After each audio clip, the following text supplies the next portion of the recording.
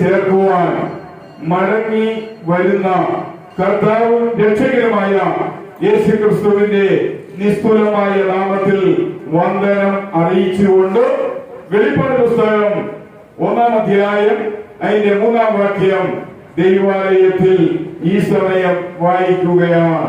വെളിപ്പാട് പുസ്തകം 1-ാം അധ്യായം അതിന്റെ 3-ാം വാക്യം.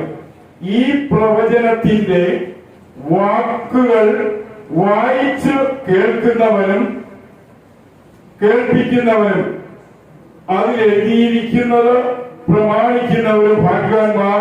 സമയം അടുത്തിരിക്കുന്നു. ഒന്നുകൂടെ വായിക്കാം. ഈ പ്രവചനത്തിന്റെ വാക്കുകൾ വായിച്ച് കേൾപ്പിക്കുന്നവരും കേൾക്കുന്നവരും അതിൽ എഴുതിയിരിക്കുന്നത് പ്രമാണിക്കുന്നവരും ഭാഗ്യവാന്മാർ. സമയം അടുത്തിരിക്കുന്നു.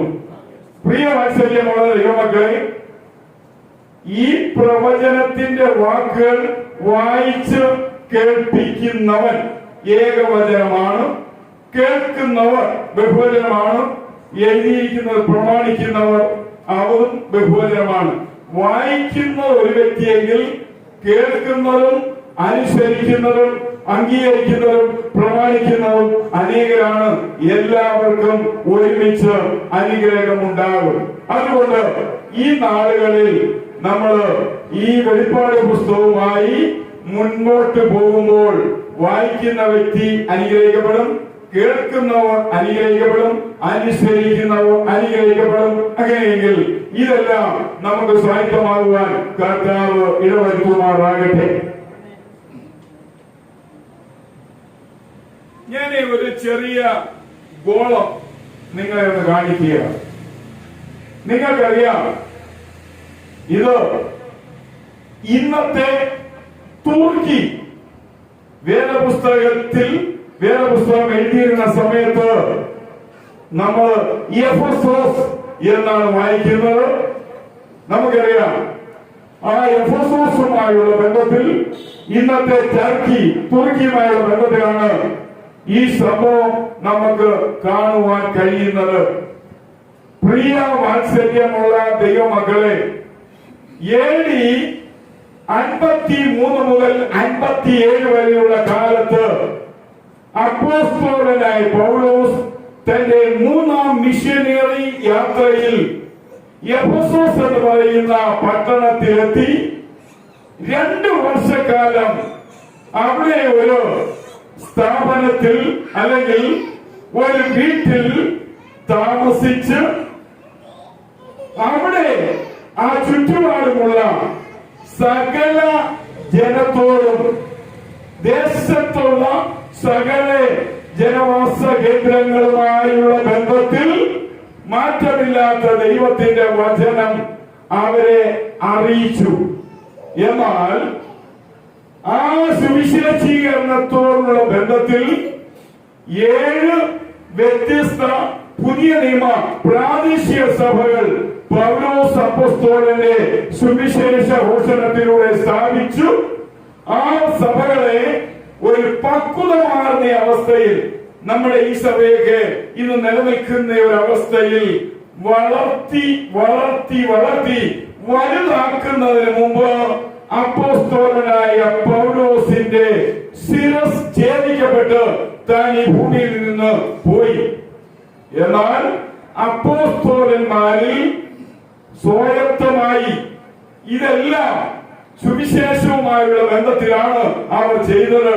അങ്ങനെയെങ്കിൽ റോമാ സാമ്രാജ്യത്തിന്റെ പീഡയിൽ പെടാതെ യോഹന്നാൻ എന്ന അപ്പോസ്തലൻ ഡൊമീഷ്യൻ എന്ന റോമൻ ചക്രവർത്തിയുടെ കാലഘട്ടം 85-95 കാലഘട്ടമാണ് AD.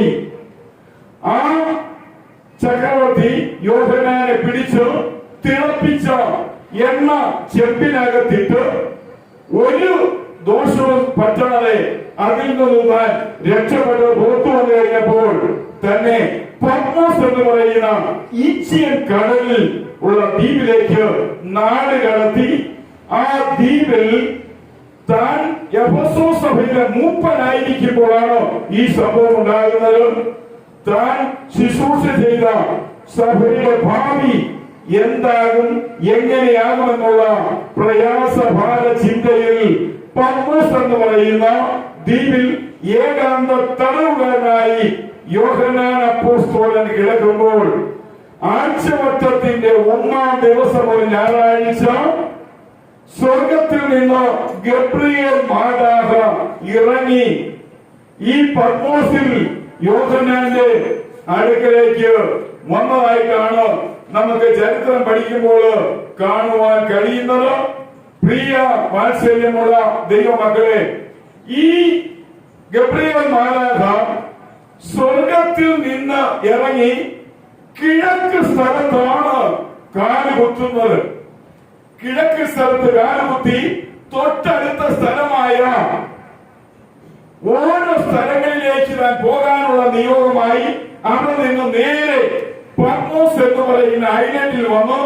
അവിടെ നിന്ന് വടക്കോട്ട് തിരിഞ്ഞു എഫെസോസ്, സ്മുർണ, പെർഗമോസ്, തുയതൈയ, തർസീസ്, അതിനുശേഷം ഫിലദൽഫിയ, ലവോദിക്ക, പടിഞ്ഞാറ് വന്ന് താൻ സ്വർഗത്തിലേക്ക് മടങ്ങി പോകുന്നു. എന്നാൽ പ്രിയ ദൈവമക്കളെ, ഈ 7 സഭകൾ സന്ദർശിച്ച് അവിടുത്തെ സ്ഥിതിഗതികൾ വിലയിരുത്തിയ യോഹന്നാൻ അപ്പോസ്തലൻ ആഴ്ചവട്ടത്തിന്റെ 1-ാം നാൾ ഞായറാഴ്ച പരിശുദ്ധാത്മാവിനാൽ നിറഞ്ഞ് സമതലത്താണ് സ്ഥലത്ത് നിന്ന് ഒരു പർവ്വതത്തിന്റെ മുകളിലേക്ക് ഉയർത്തപ്പെടുകയും, എന്ന് പറഞ്ഞാൽ ഈ പത്മോസ് ഐലൻഡിന്റെ സമീപത്തുള്ള ഒരു പർവ്വതത്തിന്റെ ശിഖരത്തിലേക്ക് ഉയർത്തപ്പെടുകയും പരിശുദ്ധാത്മാവ് ആ ഉയർത്തപ്പെട്ട യോഹന്നാൻ അപ്പോസ്തലന് ഈ 7 സഭകളെ കുറിച്ചുള്ള സന്ദേശം നൽകുകയും ചെയ്തതായിട്ടാണ് നമുക്ക് ചരിത്ര പശ്ചാത്തലത്തിലൂടെ കാണുവാൻ കഴിയുന്നത്. അങ്ങനെയെങ്കിൽ ലോകമുള്ളിടത്തോളം ഈ ലോകത്ത് ഉണ്ടായതും ഉണ്ടായിക്കൊണ്ടിരിക്കുന്നതും ഇനി ഉണ്ടാകാനുള്ളതുമായ മുഴുവൻ സഭകളുടെ ആത്മീയ ജീവിത നിലവാരം അളന്ന് പോരായ്മ കണ്ടെത്തി കുറവുകൾ പരിഹരിച്ച് പരിഹാരമാർഗമായ ഉത്തേജന പുരോഗതി പരിഷ്കാരത്തിലേക്ക് ജനത്തെ നയിക്കുവാനായിട്ട് വെളിപ്പാട് പുസ്തകത്തിന്റെ 2-3 അധ്യായങ്ങളിലെ 7 ലേഖനങ്ങളിലൂടെ നമുക്ക് കാണുവാൻ കഴിയുന്നു. ഇതിനെക്കുറിച്ച് ദാനിയേലിന്റെ പ്രവചനം 8-ാം അധ്യായം 26-ാം വാക്യത്തിൽ ഒരു സൂചനയുണ്ട്. ദാനിയേലിന്റെ പുസ്തകം 8-ാം അധ്യായം അതിന്റെ 26-ാം വാക്യം ഇങ്ങനെ വായിക്കുന്നു: സന്ധ്യകളെയും ഉഷസ്സുകളെയും കുറിച്ച് പറഞ്ഞിരിക്കുന്ന ദർശനം സത്യമാകുന്നു. ദർശനം ബഹുകാലത്തേക്കുള്ളതാകൊണ്ട് അത് അടച്ച് മുദ്രയിടുക എന്ന് പറയുന്നു. 10-ാം അധ്യായം അതിന്റെ 14-ാം വാക്യത്തിൽ അടുത്തൊരു ദർശനത്തെ കുറിച്ച് നമുക്ക് കാണാൻ സാധിക്കുന്നു. 10-ാം അധ്യായം 14-ാം വാക്യം: നിന്റെ ജനത്തിന് ഭാവി കാലത്ത് സംഭവിക്കാനുള്ളത് നിന്നെ അറിയിക്കേണ്ടതിന് ഇപ്പോൾ വന്നിരിക്കുന്നു. ദർശനം ഇനിയും വിദൂര ഭാവിയിലേക്ക് ഉള്ളതാകുന്നു. 12-ാം അധ്യായം അതിന്റെ 9-ാം വാക്യത്തിൽ അവസാന ദർശനം നമ്മൾ ദർശിക്കുന്നു. അതിന് അവർ ഉത്തരം പറഞ്ഞത്: ദാനിയേലേ, പോയിക്കൊള്ളുക, ഈ വചനങ്ങൾ അന്ത്യകാലത്തേക്ക് അടച്ചും മുദ്രയിട്ടും ഇരിക്കുന്നു. പ്രിയ വാത്സല്യമുള്ള ദൈവമക്കളെ, അടച്ചു മുദ്രയിട്ട ദാനിയേലിന്റെ പ്രവചനം നൂറ്റാണ്ടുകൾക്ക് ശേഷം പത്മോസിന്റെ ഏകാന്ത തടവറയിൽ തടവുകാരനായി യോഹന്നാൻ അപ്പോസ്തലൻ കിടക്കുമ്പോഴാണ് ദൈവം സ്വർഗത്തിൽ നിന്ന് നൽകി തരുന്നത്. ഇതുപ്രകാരം ഞാൻ പറയട്ടെ, നമ്മുടെ ജീവിതത്തിലെ ചില കാര്യങ്ങൾ അപ്പോൾ തന്നെ നമുക്ക് വെളിപ്പെടുത്തി തരും. എന്നാൽ ചില കാര്യങ്ങൾ മറ്റുള്ളവരിലൂടെ വെളിപ്പെടുത്തി തരും. ചില കാര്യങ്ങൾ നമ്മുടെ നിര്യാണത്തിന് മുൻപ്, നിര്യാണത്തിന്റെ ശേഷമോ വെളിപ്പെട്ട് മറ്റുള്ളവരിലൂടെ ഈ ലോകത്തിന് കിട്ടുമെന്നുള്ള കാര്യവും മറക്കാതെ അറിഞ്ഞിരിക്കേണ്ടത് അനിവാര്യമാണ്. ഇതിനൊരു രഹസ്യമുണ്ട്. മർക്കോസ് എഴുതിയ സുവിശേഷം 13-ാം അധ്യായം അതിന്റെ 4-ാം വാക്യത്തിൽ, മർക്കോസ് എഴുതിയ സുവിശേഷം 13-ാം അധ്യായം അതിന്റെ 4-ാം വാക്യത്തിൽ യേശുവിന്റെ ശിഷ്യന്മാര് യേശുവിനോട് ചോദിച്ച ഒരു ചോദ്യമുണ്ട്. മർക്കോസ് 13-ാം അധ്യായം അതിന്റെ 4-ാം വാക്യം. ആ വാക്യത്തിൽ ഇങ്ങനെയാണ് നമ്മൾ വായിക്കുന്നത്. മർക്കോസ് 13-ാം അധ്യായം 4-ാം വാക്യം. അതെപ്പോൾ സംഭവിക്കും? എല്ലാം നിവൃത്തിയാകുന്ന കാലത്തിന്റെ ലക്ഷണം എന്ത് എന്ന് ഞങ്ങളോട് പറയുക എന്ന് യേശുവിനോട് ശിഷ്യന്മാർ പറഞ്ഞപ്പോൾ യേശു എന്നോട് മറുപടിയായി പറഞ്ഞത്, അത് എന്റെ അധികാരത്തിൽ പെട്ട കാര്യമല്ല, എന്റെ പിതാവിന്റെ അധികാരത്തിലുള്ള കാര്യമാണ്. ആ പിതാവ് നിങ്ങൾക്ക് വെളിപ്പെടുത്തി തരുമെന്ന് കർത്താവ് യേശു തന്റെ ശിഷ്യന്മാരോട് പറഞ്ഞു. എന്നാൽ മർക്കോസ് 13-ാം അധ്യായം അതിന്റെ 32-ാം വാക്യത്തിൽ ആ നാളും നാഴികയും സംബന്ധിച്ച് പിതാവല്ലാതെ ആരും സ്വർഗത്തിലെ ദൂതന്മാരും പുത്രന് പോലും അറിയത്തില്ല എന്ന് പറഞ്ഞപ്പോൾ അത് അവസാനം വെളിപ്പെടുത്തി കൊടുക്കുന്നത് പിതാവ് പുത്രനുമല്ല, പിന്നെയോ യോഹന്നാൻ അപ്പോസ്തലനാണ് എന്നുള്ള കാര്യത്തിന് യാതൊരു സംശയവുമില്ല എന്ന് കർത്താവിന്റെ നാമത്തിൽ ഞാൻ ഓർപ്പിക്കുകയാണ്. ആയതിനാൽ വാത്സല്യമുള്ള ദൈവമക്കളെ, എല്ലാ സഭകൾക്കും അതിൻ്റെതായ ഒരു പശ്ചാത്തലം ഉണ്ട് എന്നുള്ള കാര്യത്തിന് യാതൊരു വിധമായ സംശയവുമില്ല എന്നുള്ള കാര്യം അറിഞ്ഞുകൊണ്ട് നമ്മൾ ഈ വെളിപ്പാട് പുസ്തക ചിന്തയിലേക്ക് മുന്നോട്ട് പോകാൻ നമ്മൾ ആഗ്രഹിക്കുകയാണ്. 1-ാം വാക്യം, യേശുക്രിസ്തുവിന്റെ വെളിപ്പാട്. കണ്ടോ, ഇവിടെ ഒരു പ്രത്യേകതയുണ്ട്. നമ്മൾ ബൈബിളില് ഓരോ പുസ്തകങ്ങൾ വായിക്കുമ്പോൾ മത്തായി എഴുതിയ സുവിശേഷം, മർക്കോസ് എഴുതിയ സുവിശേഷം, ലൂക്കോസ് യോഹന്നാൻ എഴുതിയ സുവിശേഷം, അതിനുശേഷം അപ്പോസ്തലന്മാരുടെ പ്രവൃത്തികൾ, അതിനുശേഷം വരുന്ന ഏതാനും ലേഖനങ്ങൾ, റോമർക്ക് എഴുതിയ പൗലോസിന്റെ 1-ാം ലേഖനം. ഇതേപോലെയാണ് പേരുകൾ പറഞ്ഞിരിക്കുന്നതെങ്കിൽ ഈ ഒരു പേരോടുകൂടി ഈ വേദപുസ്തകത്തിൽ ഈ ഒരു പുസ്തകം മാത്രമേ അറിയുന്നുള്ളൂ, യേശുക്രിസ്തുവിന്റെ വെളിപ്പാട്. അതുകൊണ്ട് പ്രിയ വാത്സല്യമുള്ള ദൈവമക്കളെ, ഈ വെളിപ്പാടിനെ നമ്മൾ നിഷേധിക്കരുത്, ഈ വെളിപ്പാടിനെ നമ്മൾ നിരാകരിക്കരുത്, ഈ വെളിപ്പാടിനെ നമ്മൾ നീക്കി വെക്കരുത്, ഈ വെളിപ്പാടിനെ നമ്മൾ അവഗണിക്കരുത്, ഈ വെളിപ്പാടിനെ നമ്മൾ വില കുറഞ്ഞതായി ഒരിക്കലും കാണരുത്. അതുകൊണ്ട് എന്നെ കേൾക്കുന്ന ദൈവമക്കളെ, ഈ നാളുകളിൽ നമ്മൾ ഈ വെളിപ്പാട് പുസ്തകം വായിക്കണം, വായിച്ചനുഗ്രഹിക്കപ്പെട്ട്, ഇത് കേൾക്കണം, കേട്ടനുഗ്രഹിക്കപ്പെട്ട്, ഇത് അനുസരിക്കണം, അനുസരിച്ച് നമ്മൾ അനുഗ്രഹിക്കപ്പെടാൻ പോവുകയാണ്. യേശുക്രിസ്തുവിന്റെ വെളിപ്പാട് വേഗത്തിൽ സംഭവിക്കാനുള്ളത് തന്റെ ദാസന്മാരെ കാണിക്കേണ്ടതിന് ദൈവം അത് അവന് കൊടുത്തു. ഈ വെളിപ്പാട് ആർക്ക് കൊടുത്തതാണ്? ദൈവമാണ് കൊടുത്തത്. ആർക്ക് കൊടുത്തു? യോഹന്നാൻ അപ്പോസ്തലന് കൊടുത്തു.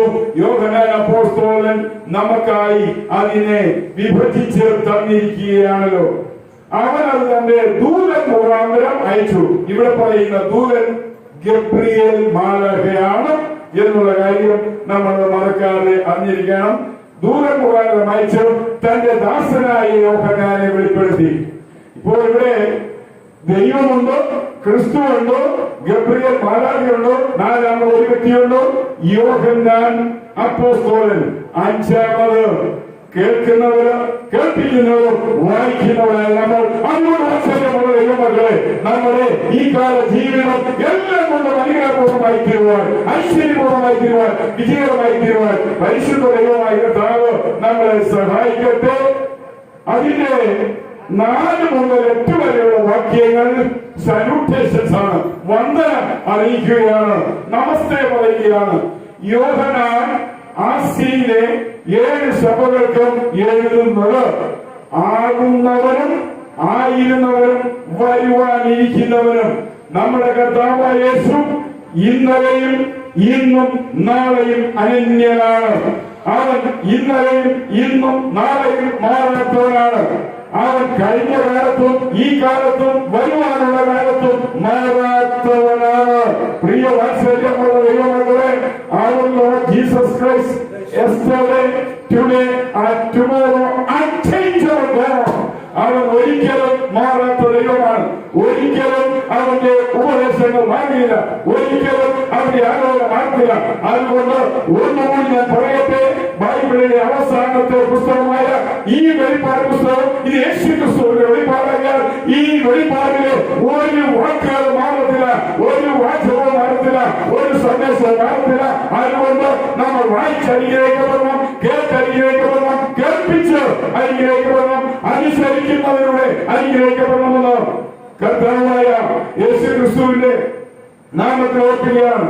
യോഹന്നാൻ ആസിയിലെ 7 സഭകൾക്കും എഴുതുന്നത് ആകുന്നവനും ആയിരുന്നവനും വരുവാനിരിക്കുന്നവനും യേശു ക്രിസ്തു ത്രികാലങ്ങളിൽ ജീവിക്കുന്നവരാണ്. ഈ ലോകത്തിലെ ചില മതവിശ്വാസങ്ങളിൽ പറയുന്ന പോലെ ഓരോ കാലഘട്ടത്തിൽ ഓരോരുത്തരല്ല. അവൻ എന്നേക്കുമുള്ളവൻ, അവൻ എപ്പോഴും ഉള്ളവൻ, അവൻ സ്ഥിരം മാനസനാണ്, അവൻ ശാശ്വതനാണ്. അവന്റെ വാക്കുകൾക്കോ അവന്റെ പ്രവൃത്തികൾക്കോ അവന്റെ ചിന്തകൾക്കോ അവന്റെ തീരുമാനങ്ങൾക്കോ അവന്റെ ഉപദേശങ്ങൾക്കോ അവന്റെ നിർദ്ദേശങ്ങൾക്കോ അവന്റെ വെളിപ്പാടിനോ അവന്റെ എണ്ണപ്പാടിനോ ഒരു മാറ്റവുമില്ല. അതുകൊണ്ടാണ് കർത്താവ് ലോകത്തിന്റെ മോഹം ഒഴിഞ്ഞുപോകും. ദൈവം ചെയ്യുന്നതോ എന്നേക്ക് ജീവിക്കും. ഈ ലോകത്തിന് മാറ്റം വന്നാലും മാറ്റം വരാത്തതാണോ ഈ സത്യവേദപുസ്തകം? ഈ ലോകം മാറിപ്പോയാൽ എന്റെ കർത്താവ് മാറിപ്പോകത്തില്ല. ഈ ലോകത്തിലെ ഭരണം മാറിപ്പോകും, ഈ ലോകത്തിലെ ഭരണങ്ങൾ മാറിപ്പോകും, ഈ ലോകത്തിലെ നിയമങ്ങൾ മാറിപ്പോകും, ഈ ലോകത്തിലെ തത്വങ്ങൾ മാറിപ്പോകും. എന്റെ കർത്താവിനോ അവന്റെ നിയമങ്ങൾക്കോ അവന്റെ തത്വങ്ങൾക്കോ അവന്റെ ഉപദേശങ്ങൾക്കോ അവന്റെ വായിലെ വാക്കുകൾക്കോ അവന്റെ വചനത്തിനോ മാറ്റമില്ല. അതുകൊണ്ട് പ്രിയ ദൈവമക്കളെ, അതിന്റെ 5-ാം വാക്യത്തില് വിശ്വസ്ത സാക്ഷിയും മരിച്ചവരിൽ ആദ്യജാതനും ഭൂരാജാക്കന്മാർക്ക് അധിപതിയുമായ യേശു ക്രിസ്തുവിൽ നിന്നും നിങ്ങൾക്ക് കൃപയും സമാധാനവും ഉണ്ടാകട്ടെ. ഇപ്പൊ നമ്മുടെ കാര്യം ഓർത്തേക്കണം. അവിടെ എന്താണ് പറയുന്നത്? വിശ്വസ്ത സാക്ഷി, കള്ളസാക്ഷിയല്ല. പ്രിയ വാത്സല്യമുള്ള ദൈവമക്കളെ, മോശയുടെ ന്യായപ്രമാണത്തിൽ കള്ളസാക്ഷി ശിക്ഷിക്കപ്പെടണമെന്ന് പറയുന്നു. ഇവിടെ കർത്താവായ യേശു വിശ്വസ്ത സാക്ഷിയാണ്. ഒരു സാഹചര്യത്തിലും ഒരു സന്ദർഭത്തിലും നമ്മൾ ആർക്കുമെതിരെ വ്യാജ സാക്ഷിയായി നിൽക്കരുത്. ആമേൻ. നിങ്ങളുടെ വീട്ടിലാകട്ടെ, നിങ്ങളുടെ നാട്ടിലാകട്ടെ, നിങ്ങളുടെ ജീവിതത്തിന്റെ ഏത് സ്ഥലങ്ങളിൽ ആരെന്തു നിങ്ങൾക്ക് തരാമെന്ന് പറഞ്ഞാലും നമ്മൾ സാക്ഷി ഒറിജിനൽ ആയിരിക്കണം, ഡ്യൂപ്ലിക്കേറ്റ് ആയിരിക്കരുത്. സത്യസാക്ഷിയായിരിക്കണം, വ്യാജസാക്ഷി ആകരുത് എന്ന് കർത്താവിന്റെ നാമത്തിൽ ഞാൻ ഓർക്കുകയാണ്. വിശ്വസ്ത സാക്ഷി, മരിച്ചവരിൽ ആദ്യജാതൻ. ഇപ്പൊ മരിച്ചവരിൽ ആദ്യജാതൻ എന്ന് പറയുമ്പോൾ മരണമില്ലാത്ത മരിച്ചുയർത്തെഴുന്നേറ്റവൻ യേശു മാത്രം. വിശുദ്ധ വേദപുസ്തകത്തിൽ 10-11 പേരുടെ പുനരുത്ഥാനം നമുക്ക് കാണാൻ സാധിക്കും. ആ പുനരുത്ഥാന ലിസ്റ്റിൽ യേശു ഒഴിച്ച് പുനരുത്ഥാനം ചെയ്ത മുഴുവൻ പേരും രണ്ടാമത് മരിച്ചുപോയി. എന്നാൽ പ്രിയ വാത്സല്യമുള്ള ദൈവമക്കളെ, പുനരുത്ഥാനത്താൽ മരിക്കാത്ത ആഴത്വമായി യഥാർത്ഥമായി നിലനിൽക്കുന്ന ഒരുവനായ കർത്താവായ യേശു മാത്രമാണ് മരിച്ചവരിൽ ആദ്യജാതൻ, ഭൂരാജാക്കന്മാർക്ക് അധിപതിയുമായ. പ്രിയ ദൈവമക്കളെ, പീലാത്തോസിന്റെ ചേംബറിൽ നമ്മുടെ യേശുവിനെ കുറ്റവിചാരണ ചെയ്തു. പീലാത്തോസ് റോമൻ ഗവർണറാണ്. യേശുവിനെ വിചാരണ ചെയ്യാൻ അധികാരമുണ്ട്. തന്റെ സിംഹാസനം വലുതാണ്. യേശുവിനോട് ചോദിക്കുകയാണ്, നീ യഹൂദന്മാരുടെ രാജാവാണോ? യേശു ഒരു മറുപടി പറഞ്ഞില്ല. രണ്ടാമത് പീലാത്തോസ് ചോദിച്ചു, നീ യഹൂദന്മാരുടെ രാജാവാണോ? യേശു ഒരു മറുപടി പറഞ്ഞില്ല. പ്രിയ വാത്സല്യമുള്ള ദൈവമക്കളെ, ഇങ്ങനെ പീലാത്തോസ് പറഞ്ഞു, നിന്നെ ശിക്ഷിക്കാനും നിന്നെ ശിക്ഷിക്കാതെ വിട്ടേക്കാനും എനിക്ക് അധികാരമുണ്ട്. അപ്പോൾ യേശു ഒരു മറുപടി പീലാത്തോസിനോട് പറഞ്ഞു, മുകളിൽ നിന്ന് അധികാരം കിട്ടിയിട്ടില്ല എങ്കിൽ നിനക്ക് എന്റെ മേൽ അധികാരമില്ല. പ്രിയ ദൈവമക്കളെ, ഇങ്ങനെ വേദപുസ്തകത്തിൽ നമ്മൾ വായിക്കുന്നു, ഇനി ഒരിക്കൽ അവൻ രാജാക്കന്മാരുടെ രാജാവായി വരും. ഹല്ലേലൂയ. അപ്പോസ്തലനായ പൗലോസ് തന്റെ ലേഖനം എഴുതുമ്പോൾ രാജാതിരാജാവും കർത്താതികർത്താവുമെന്ന് നമ്മുടെ യേശുവിനെ കുറിച്ച് പറയുമ്പോൾ ഇവിടെ യോഹന്നാൻ പറയാണ്, ഭൂരാജാക്കന്മാരുടെ അധിപൻ. പ്രിയ വാത്സല്യമുള്ള ദൈവമക്കളെ, 18-ാമത്തെ വയസ്സിൽ അപ്പന്റെ കുതിരപ്പടയെ നയിച്ച് 33-ാമത്തെ വയസ്സിൽ ബാബിലോണിൽ വെച്ച്, മാസിഡോണിയയിൽ വെച്ച് അവസാനിച്ച് ലോകം നല്ല ശതമാനവും തന്റെ കരുത്തിന്റെ കീഴിലാക്കിയ അലക്സാണ്ടർ പോലും മാറിപ്പോയി. തന്റെ മരണത്താൽ തന്റെ രാജ്യം 4 സൈനിക ജന്മാരാൽ കീറി മുറിച്ച് പകുത്തുകൊണ്ടുപോയി എങ്കിൽ, പ്രിയ ദൈവമക്കളെ, ഈ ലോകത്തിന്റെ ഭരണവും ഭരണകർത്താക്കന്മാരും ഒരിക്കൽ ചിരഭിന്നമാകുമ്പോൾ നമ്മുടെ കർത്താവായ യേശു അങ്ങനെയുള്ളവരല്ല. അവൻ ശാശ്വതനാണ്, അവൻ സ്ഥിരനാണ്, അവൻ എന്നേക്കുള്ളവനാണ്, നിത്യമാണ്. അവന്റെ രാജ്യം ഒരിക്കലും മാറത്തില്ല. യേശു പിലാത്തോസിനോട് പറയുകയാണ്, എന്റെ രാജ്യം ഐഹികമല്ല. എന്റെ രാജ്യം ഐഹികമായിരുന്നുവെങ്കിൽ നീ എന്നെ ഇങ്ങനെ പ്രോസിക്യൂട്ട് ചെയ്യേണ്ടി വരത്തില്ല എന്ന്. പ്രിയ വാത്സല്യമുള്ള ദൈവമക്കളെ, കർത്താവായ യേശുവിന്റെ രാജ്യം ഐഹികമാണ്. ആ രാജ്യത്താണ് നാം ആയിരിക്കുന്നത്. ഈ രാജ്യത്തെ കളയുവാൻ, ഈ ഐഹിക രാജ്യമല്ല, ഇത് ആത്മീയ രാജ്യമാണ്. അതിനെ കളയുവാൻ ഈ ലോകത്തിൽ ആരെയും നമ്മുടെ ദൈവം അനുവദിക്കത്തില്ല. അതുകൊണ്ടാണ് തന്റെ ആത്മീയ രാജ്യമാകുന്ന താൻ സ്വന്തം രക്തത്താൽ സമ്പാദിച്ച തന്റെ രക്തം അഴുകിയായി കൊടുത്ത് വിലയ്ക്ക് വാങ്ങിയ തന്റെ സഭയെ ചേർക്കുവാൻ താൻ മടങ്ങി വരുമെന്നുള്ള തന്റെ വാഗ്ദാനം നമ്മൾ ബൈബിളിൽ വായിക്കുമ്പോൾ, അവൻ ഇന്നലെയും ഇന്നും എന്നേക്കും അനന്യൻ.